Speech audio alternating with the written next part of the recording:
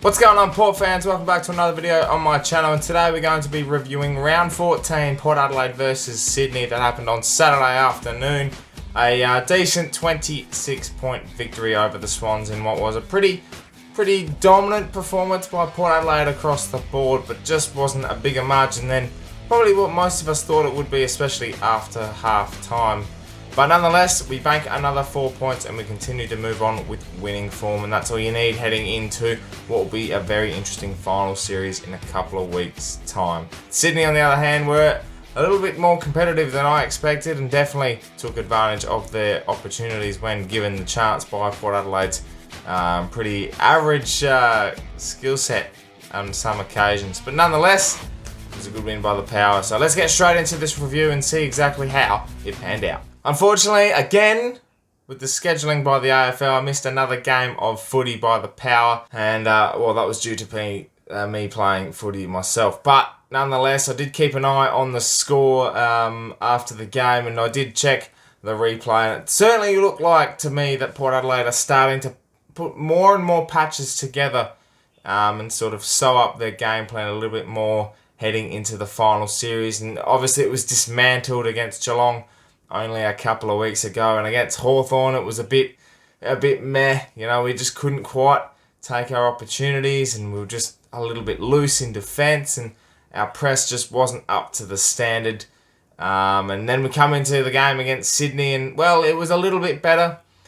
We seemed to produce a little bit more football, especially in that first half. It was a lot more free-flowing, and that second quarter definitely did the job in the end, didn't it? Just one quarter of football put Sydney away. They didn't kick a goal to Port Adelaide's 4 goals. So just one of those days for Port Adelaide where we just banked the 4 points. What to me, this has got a little bit of 2018 about it. We just kept winning, and it wasn't pretty half the time, but we just kept winning, and then all of a sudden it unravelled. And I'm hoping it won't happen again.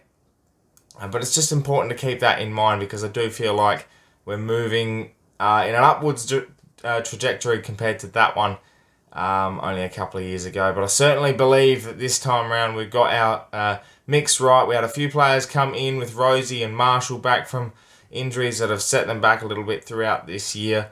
We had, as well as Sutcliffe, look really good with his pressure around the ball across the day. He looked sensational, especially in that first quarter. You know, him hitting the scoreboard, it was just thereabouts. And yeah, the couple of others. Burton came in as well. He did look a little bit better. You could tell they did miss a bit of football across the time, but no doubt they are a pivotal part of our 22, and certainly them coming into the side made us look a little bit better. Dersma was the other one that looks like he just got a bit of energy back. And it took a while for certain players to get into the game, but no doubt they all play a little bit of a part coming into the side, and that's all you can produce. Especially Todd Marshall. Now, this is the main focal point I wanted to focus on this review with, because we know Sydney brought the heat in that third quarter, and we had our lapses across the day, and just certain chances that Sydney, had that probably we shouldn't give away as much as us supporters would like. But the one key pillar, the one difference on the day was Charlie Dixon. Now, I speak about the Marshall effect. I've been on this for the last couple of weeks. Todd Marshall is a pivotal part of why Charlie Dixon's form in the first 7 games of the season is why he was so good. That's why he was good. Todd Marshall takes another defender. He goes up the ground. He produces more space for Charlie. And look what happens. Charlie kicks a bag of 4. He just looks dangerous the whole day. He's taking contested marks again. He's a pillar. And he can do the one-on-ones. He can do maybe the one-on-twos if it becomes that low and slow ball movement that sometimes we do going inside 50. He can take the one-on-twos because he's strong enough. But it's when it's the one-on-4s and one-on-5s that start to get to him that you just can't blame him for that point of difference. And Todd Marshall, yeah, Mitch Georgiadis was another option. He's still a bit raw, and wasn't that second option we go to was Todd.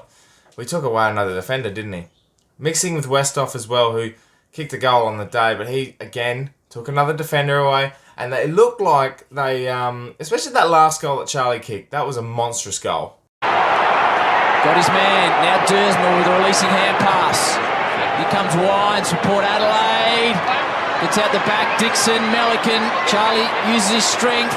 Tries to push Melican away from the foot. He picks it up now. He's got options. Might have time to have a shot. Charlie. What about that from Charlie Dixon? If you look at those little plays, Charlie has one-on-one, and then you've got Westhoff deep in the goal square. Marshall's there too, because he's providing another option for Charlie just in case he needs to get rid of the ball. But Westhoff pulls away and goes towards the goal square, which leaves more space for Charlie to do his thing.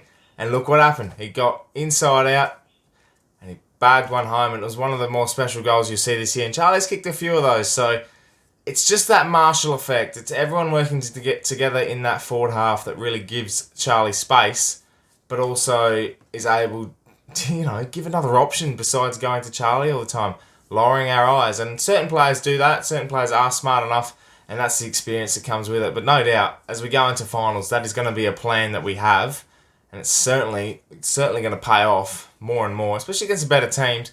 We're using those other options, but also giving Charlie space, because he'll beat any defender on the day if given one-on-one opportunities. If it wasn't for Charlie Dixon, yes, we wouldn't probably have won the game as well. I still think we would have won, but Robbie Gray was the other difference. 27 disposals, 2 goals. It's a Robbie Gray type performance where he gets a lot of the ball, provides a lot of options, but when he goes down forward, he's dangerous. And Robbie Gray did that. 27 touches for Robbie. You probably wouldn't see that as much as you would have a couple of years ago. And 2 goals is becoming the standard now for Robbie, which makes us such a more dangerous team. If Robbie's kicking 2 or 3 goals a game, we're going to win 9 times out of 10. It's the same with Charlie. If Charlie kicks 3 plus, Port are winning these games. It's as simple as that. These are the types of players that you need standing up. Ollie Wines was good. Rockcliffe was good. Boak was a little bit more quiet, but he still hit the scoreboard, kicked a goal, which I love, by the way. And Boak shaving your head clean shaven. When Boak shaves his head, he means business. So that's another thing. But if they're not getting as big as numbers, but they're still having an impact. But you got players like Robbie Gray that are standing up. He's such a talented player. But if he's doing that, and the other midfielders don't have to do, they don't have to do as much, but they still have an impact. That's when Port Adelaide are on. When the midfield's on, and Robbie Gray is getting plenty of touches, and the midfield's hitting the scoreboard. Wines kicked a goal, Boat kicked a goal, Robbie kicked 2.